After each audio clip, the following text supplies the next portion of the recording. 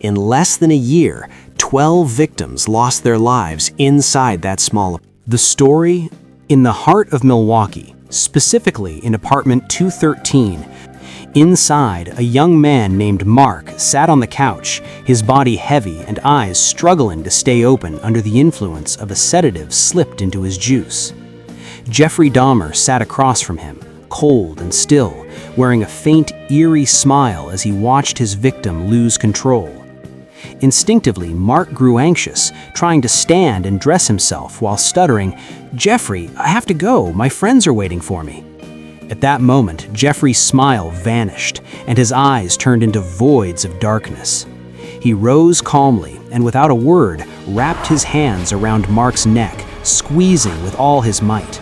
Mark tried to resist, tried to scream, but the sedative was faster, and Jeffrey was stronger. He kept squeezing until Mark's breath stopped completely, and his body slumped to the floor, lifeless.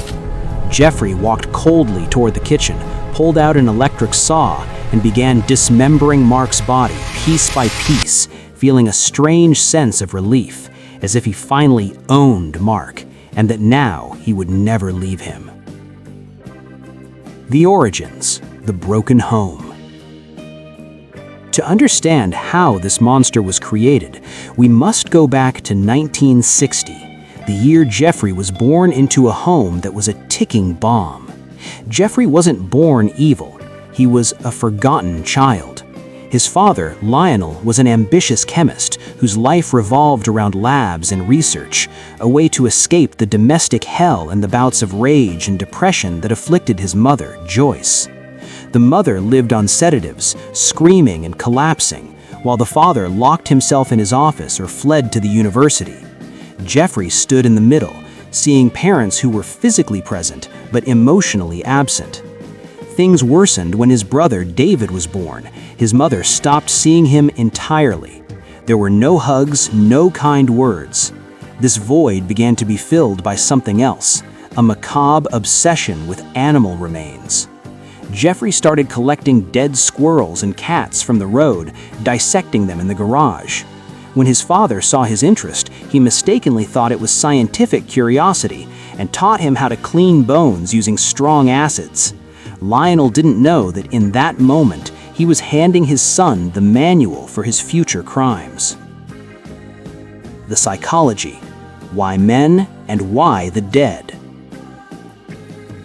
Jeffrey loved Bones for one reason. Bones don't move like his father, and they don't scream like his mother. Most importantly, they never leave. Solitude was killing Jeffrey. By the age of 13 or 14, while his peers were interested in girls, Jeffrey discovered he was entirely attracted to men. Why? His resentment towards his mother, who was unstable and eventually abandoned him, created an unconscious repulsion towards women. Simultaneously, he had an emotional thirst for the father figure who was always absent. Fortunately for women, otherwise his apartment would have been filled with female victims. But Jeffrey wasn't looking for a partner to exchange feelings with. He was looking for a body to own and control. He wanted someone dead, because only the dead cannot reject him, cannot walk away, and will remain his forever. And lastly, his brain likely had chemical imbalances or neurological issues, similar to other serial killers. The first kill, 1978.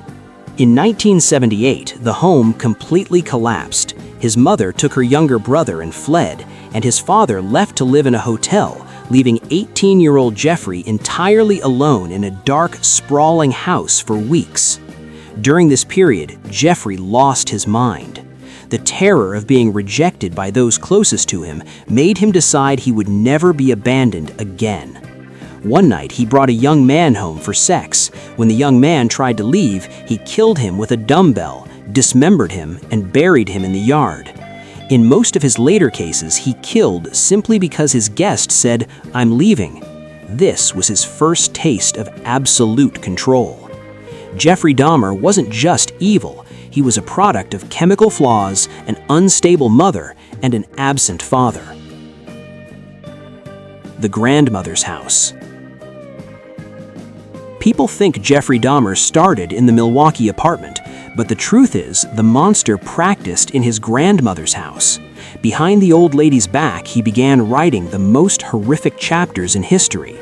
In November 1987, after nearly 9 years of silence, the killing returned while Jeffrey was living at his grandmother's house. Between 1987 and 1989, 3 young men lost their lives there. One disappeared after a night at a hotel, his body never publicly traced. Another was lured into the house and never seen again.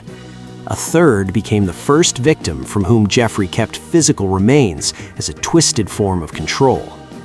All of them vanished quietly. But everything changed when Jeffrey moved into apartment 213 at Oxford Apartments in Milwaukee. That's where the nightmare accelerated. In less than a year, 12 victims lost their lives inside that small apartment. Neighbors complained about a strange smell. They reported noises. They felt something wasn't right.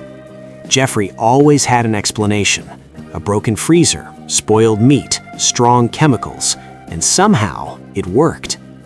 Among the victims were a 14-year-old boy. Konarak Simpisvan was only a 14-year-old boy when he fell into the hands of Jeffrey Dahmer.